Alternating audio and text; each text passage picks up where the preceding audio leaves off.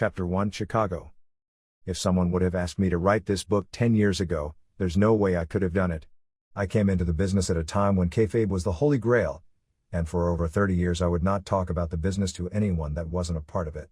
Over the past few years I've softened, and can now openly talk about how wrestling is manipulated, but it was a long process that I had to go through. When I sat down to write this book, I knew I would have to be as open, honest, candid, and upfront as I could possibly be about my career, and I stayed true to that. I'm very comfortable with everything that's in here, because it's all factual and it comes from my heart. I also don't mind if people speak ill of me after reading this, because as long as the truth of what happened is out there, then I'm happy. Here's my story. Pilcrow. Every summer, I went to stay with my favorite uncle, affectionately known as Uncle Butterball, for 2 months. He lived in the country, and for a kid from the streets of Chicago like I was, it was a great experience. I was 10 when I was first introduced to professional wrestling by him in the summer of 1952. He was a big fan, and together we would watch televised wrestling that came from the Chase Hotel out of St. Louis, Missouri. I was awestruck by wrestlers like Pat O'Connor, Rip Hawk, Wild Bill Longson, Sonny Myers, Lou Thez, and Dick Hutton, and in no time at all, I became a huge fan myself. When I returned to Chicago, I discovered that wrestling was also on TV there. In addition to the local Chicago wrestling promotion, we had wrestling from the Hollywood Legion Stadium in California. It was sponsored by Teffer, which is no fat spelled backwards. One of the top stars of that organization was Jules Strongbow, a big Indian wrestler. I recall him taking Teffer in an attempt to lose weight, and each week on television, they would weigh him. Besides Strongbow, the California wrestling show also featured Danny McShane, Wild Red Berry, and Classy Freddie Blassie. During my teens, I was a big swimmer. I loved it so much and was so good at it that I actually became a competitive swimmer, joining the Chicago Youth Organization and participating in swim meets at the Y. When I was 16 years old, I was in a swimming competition in Fox Lake, Illinois, and I met someone who would change the course of my life, Billy Goals. Billy was a wrestling star in the Chicago market, and he just happened to have a house on the lake where we were having our swim meet. As soon as I saw Billy, I recognized him because he was the Midwest heavyweight champion, and was very recognizable from his TV appearances. I went over and introduced myself to him and told him I watched him on TV. After chatting a bit, he asked me if I had ever been to the wrestling matches live. When I said that I hadn't, he told me to come to the Marigold Arena that Friday night at 5 p.m., and he would get me in. That was the first time I ever went to the live matches, and I totally fell in love with wrestling. After a while, Billy got me a job at the Marigold Arena. I worked with a guy named Roland, who was the custodian of the building. He had been a wrestler, but had gotten injured, so Fred Kohler, the local promoter, gave him a job. Billy would also train a few guys how to wrestle, so I started pestering him to train me, as well.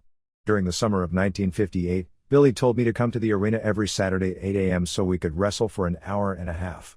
The best part was that, because of my job, if the ring was left up during the week, I could go to the Marigold and work out with Roland. In addition to my job at the Marigold, I had a part-time job working at the Riding Academy in Lincoln Park. Horses would be rented out for people to ride through the park, and my job would be to go find the people who were late bringing the horses back to the stable. Working 2 jobs was not a big deal for me, though, because I always had a solid work ethic. During my youth, my mother managed different restaurants, and I would often work in the restaurants alongside her. Pilcrow. Because of my job at the Marigold, I got to see all of the matches there for free, whether it be wrestling on Friday nights or boxing on Wednesday nights. I went in and out of the arena freely, while fans and wannabe wrestlers and boxers would stand at the back of the arena trying to get in. The wannabes would have their bags with them in case a wrestler or boxer didn't show up, in the hopes that they would be asked to fill in, while the fans would be there hoping to catch a glimpse of the stars. One of the wrestling fans that I met there introduced himself to me, and told me his name was Sam Casino.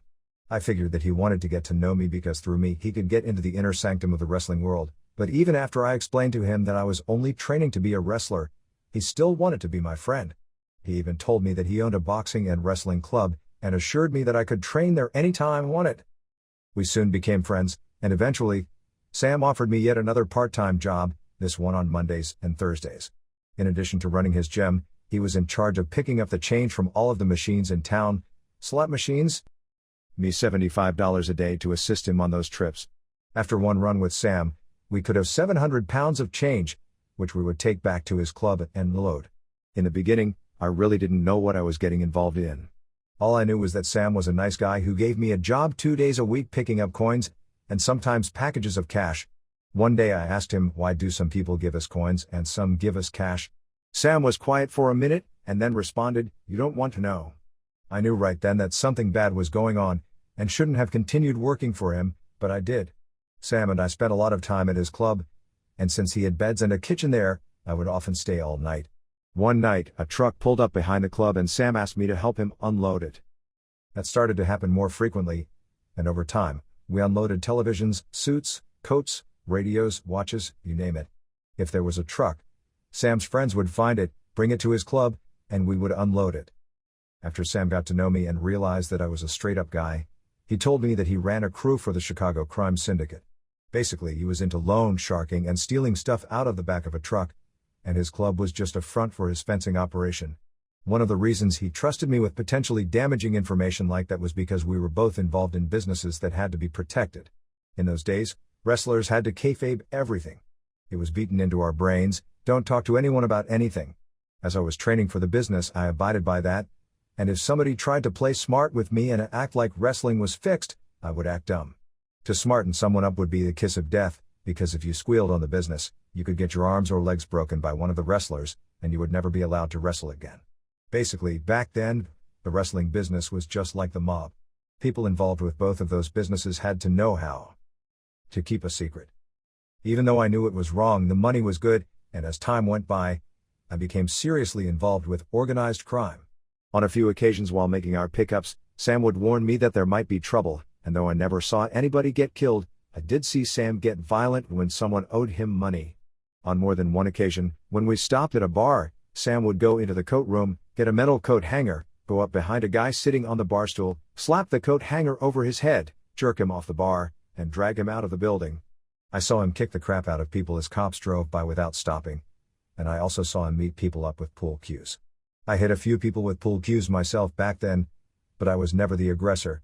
It's just that sometimes situations can get out of hand, and it becomes every man for himself. During this time in which I was getting indoctrinated into organized crime, I was continuing my training with Billy at the Marigold. Billy told me from the beginning that he would teach me holds, but that he wouldn't put any pressure on them. He simply wanted to show me the moves. Occasionally he would tighten up and show me how I could seriously hurt somebody, and whatever joint it was, the wrist, elbow, shoulder, knee, ankle, or head, I felt it immediately. He would make it very clear that he didn't want me to use pressure, and just wanted me to go through the motions when I wrestled. He also emphasized that when throwing forearms or punches, I should stay away from the ears, eyes, nose, and throat. A couple of times during training, my head would get busted open, or my eye or nose would get bloody, and I got that the hard way. That taught me early on that when your opponent places you somewhere, don't move, or will throw off whatever he is planning on doing to you. At night, I would hang out at Sam's club and show the guys the holds that Billy was teaching me. There were some old shooters and hookers like Lou Taliber and Ruffy Silverstein at the club who liked to take guys and stretch them, so everyone preferred working out with me instead, because I wouldn't hurt them. I wasn't exactly what you would call a wrestler's wrestler, but I knew the moves, and by practicing holds on the guys at Sam's club, I really improved my technique. I actually improved so much that Billy asked me if I had been working out somewhere else. In reality, I only had 1 day a week to work out with Billy, so his curiosity was understandable. When I told him that I had been spending time at Sam Casino's gym, Billy told me that I should stay away from that place because he felt I had a future in wrestling, and by hanging out with Sam, I could end up in jail. I assured Billy that I would never do anything illegal, although I wasn't being honest with him. The only other wrestler I knew that was involved with Sam and his crew was a guy named Dwayne Bach. He was a wrestler in the Chicago area, and he also worked as muscle for the Chicago outfit. One night when I arrived to the Marigold, Billy told me that Wayne had been killed. After telling me that, he added, the people that you've been hanging around with beat him to death in the warehouse district, and if you're not careful, they'll do it to you, too. Once again, I assured him, Billy, I'm not as involved as you think I am. Even though I loved Billy and respected him so much that I hid the truth from him. I also hid it from my family and my friends, and with the exception of a few people, this is the first time I've ever opened up about the organized crime portion of my life. I should add that back then, I never looked at myself as someone who would continue doing that for a living. Though because I knew I was going to be a professional wrestler. I simply saw my work for Sam as a means to support me until what I chose to do for a living would support me. That was the way I looked at it, and I never considered becoming a career mobster. One night I went to the matches at the Marigold Arena, and there was a fan sitting near me who was clutching a 2x4. As hated Russian Nikolai Volkov, who was actually a guy named Steve Gobb, was heading up the aisle after his match, the guy ran at him and was obviously going to hit him, so I tackled him to the ground. The cops grabbed me and brought me back to the dressing room, but Nikolai recognized me as the one who helped him, and told them to let me go. The following week, during my training session with Billy, Nikolai just happened to drop by. When he saw me, he couldn't believe it, and told Billy what I had done and what a good kid I was. There was another young guy that Billy was training to be a wrestler, and his name was Paul Christie at the time. Paul was a competitive bodybuilder, and he and I wrestled each other a lot. For a while, Paul and I actually lived on the second floor of Billy's wrestling gym, and we became very close. Paul was a Chicago boy, and while he never got involved with gangsters like I did, he would hang out with con men and run all kinds of scams, such as selling memberships to non-existent gyms. Paul was a real scam artist, but I felt that was wrong because he was ripping off individual people, whereas I was just a strong-arm guy collecting money from people who had borrowed and refused to pay back. So even though I really liked Paul, I stayed away from his scams and didn't get involved in that at all. And I don't want to make him sound like a bad guy, because he wasn't. It's just that when people grow up on the streets, they develop their own little ways of getting by. Paul was a great wrestler, and if he would have left the city, he could have had a great career. But he preferred the hustle life in Chicago. At the time, Billy was the matchmaker for Chicago promoter Fred Kohler, and after 14 months of training, he felt I was ready for my debut match. I was 6 feet 4 inches and 235 pounds, and while I didn't have a muscle man body, I had a solid swimmer's build, because I did a lot of swimming, bike riding, push-ups, Hindu squats, and running in the park to stay fit. I was never the kind of guy who was constantly hitting the gym, but in my time, very few wrestlers did. As soon as I was told that I was going to have my first match, I started thinking about my ring name. My real name is Gary Richard Williams, but I didn't think that would cut it, and I wanted a name that would fit on a marquee easily. Gary had 4 letters, so I kept my first name and came up with a 4-letter last name, Hart. I always liked the name Hart. My Uncle Buck was in the Marine Corps with a guy named Hart Key, and Hart saved my uncle's life at the Chosin Reservoir during the Korean War in 1950. My uncle always referred to Hart Key as the man who saved my life, and I always remembered and liked that name. It even meant so much to me that when I was 16 years old, I got a tattoo of a heart on my arm. Not only did the name Hart mean something to me personally, and not only was it a great marquee name, but I also realized that if I used that name, I could put hearts on my boots, tights, and jacket as a little gimmick. It was perfect, so I told Billy that I wanted to be called Gary Hart. Billy liked my idea, but tweaked it a bit to Hurricane Hart. He also wanted me to dye my hair blonde and bill me as being from Orlando, Florida. Even though it wasn't what I originally hoped for, whatever Billy wanted was fine with me. My debut match took place on Thursday, May 5, 1960, when I wrestled Sailor White in Beloit, Wisconsin. I guess I did well, because Billy booked me for the next night against Tony Shepard at the Marigold Arena. Both times, I wrestled to a 15-minute draw, and I wasn't nervous at all. Billy started booking me regularly after that, and even gave me a slight push. In those days, if you weren't in your 30s or 40s, promoters wouldn't look at you as a serious wrestler. For a booker to put an 18-year-old on TV and give him a push was something that just did not happen, but thanks to Billy, I became one of the first young wrestlers ever to get great exposure. As a mid-card heel, I immediately started wrestling guys like Billy Goals, Johnny Gilbert, and Bobby Manigoff throughout Illinois, Wisconsin, Indiana, and Iowa. Things were going great, until I was booked against Zach Malkov. We wrestled 4 times, and every time we wrestled, he hurt me one way or another. He didn't hurt me to the point where I couldn't wrestle, but he did hurt me to the point that the pain was intense. Believe it or not, even after having several matches, I still wasn't completely smart. After a particularly harsh match with Zach, I found Billy and asked, "Why is it that when I work with you, Johnny or Bobby, everything is so nice, but when I work with Zach, I always end up getting hurt?" "Go talk to Zach," Billy suggested. "Tell him what you just told me, and ask him what you're doing wrong." I followed Billy's advice and found Zach, asking, "Mr. Malkov, I'm wondering something. When I wrestle with you, I keep getting hurt. Am I messing up or something?" "Kid, you're doing fine," he chuckled. "Don't worry about it." I guess he felt bad and was amused by my naivete, because whenever we wrestled after that, he loosened up on me. Zach wouldn't be unique in that regard, though. I eventually started going up against guys that had been wrestling since the 1930s.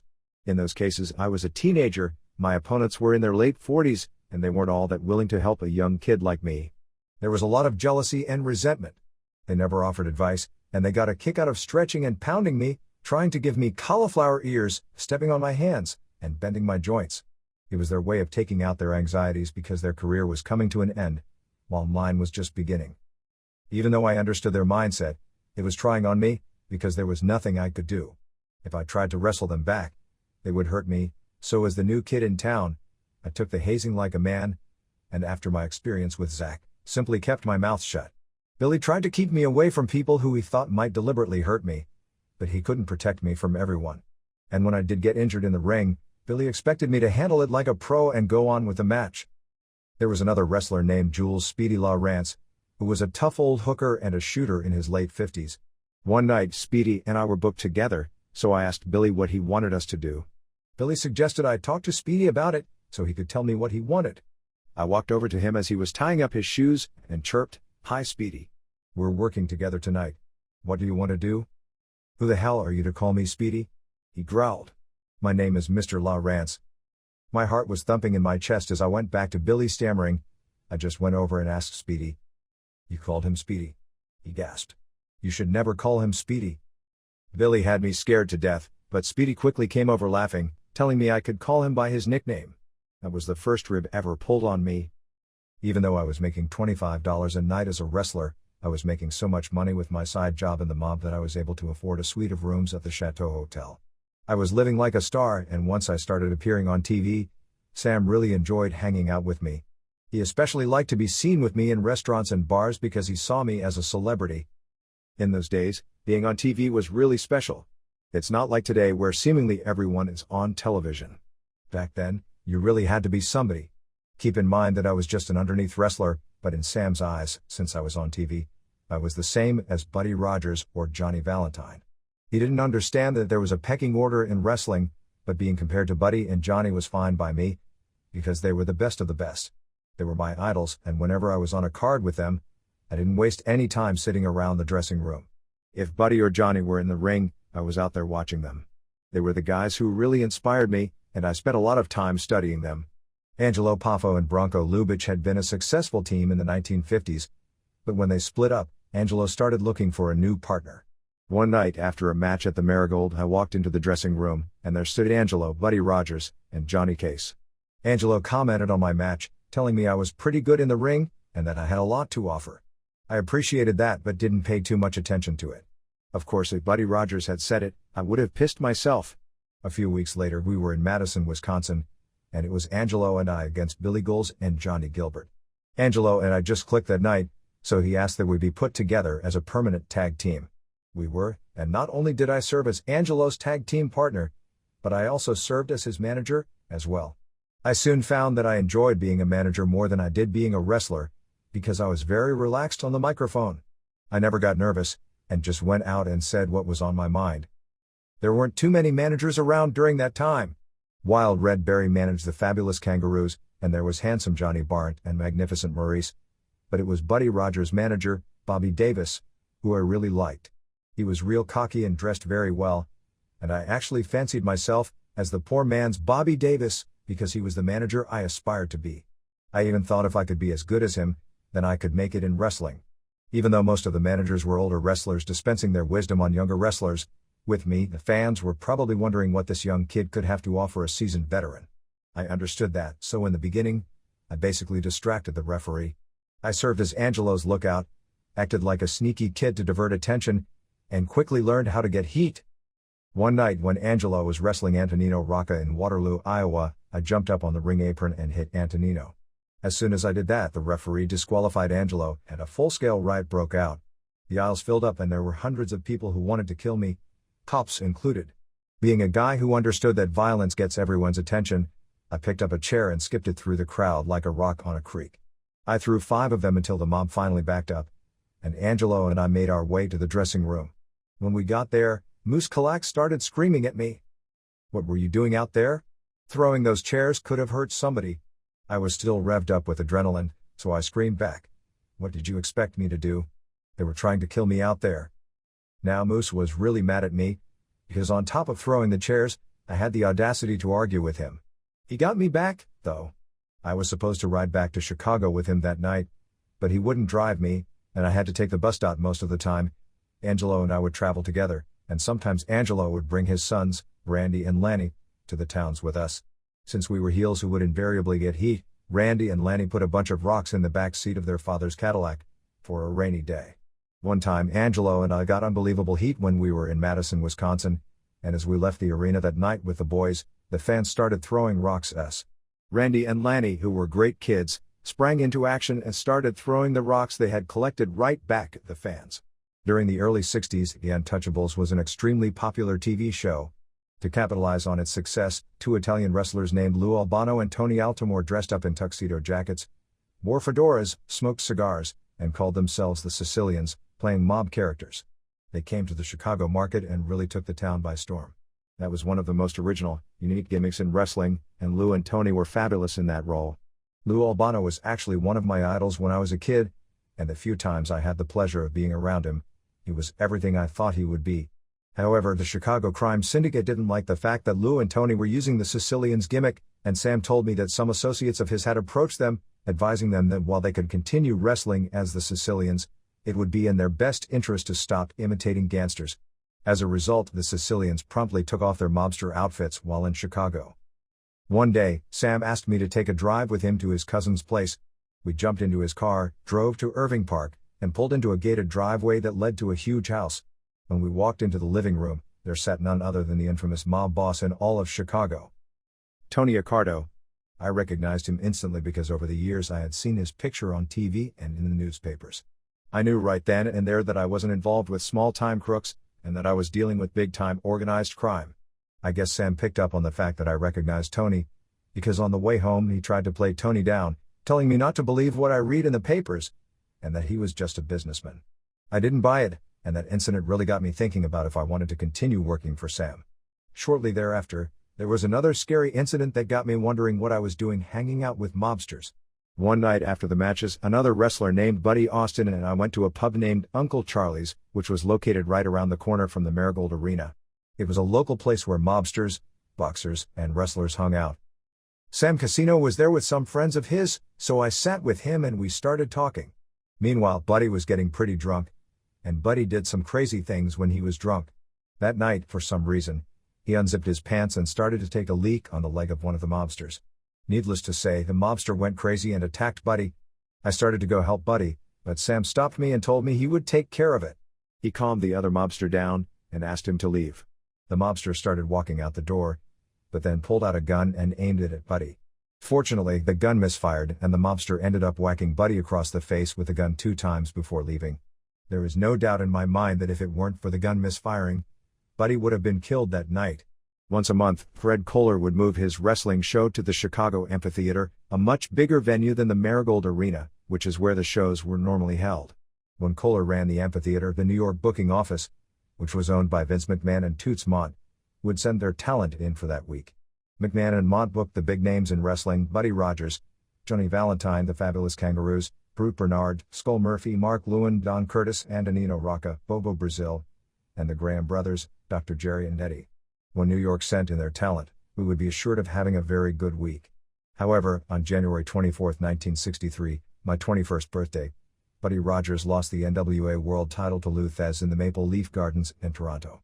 Since Buddy was one of their guys, McMahon and Mondt were infuriated by the title change, and in defiance, seceded from the NWA and formed the Worldwide Wrestling Federation. As a result, they stopped supplying Pilcrow talent to Chicago, and the Chicago market died. At that point, in need of some name talent, Fred Kohler brought Jack Pfeffer into the picture.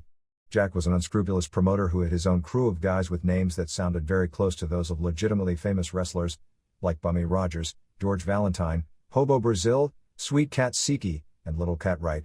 By billing wrestlers with those names, casual fans didn't realize that they weren't seeing who they were led to believe they would be seeing until they had already bought a ticket.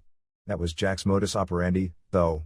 Once, when he had a falling out with Toots Mondt in New York, he rented an airplane, flew over New York City, and dropped flyers listing the results for all of Toots' matches that would take place later that night.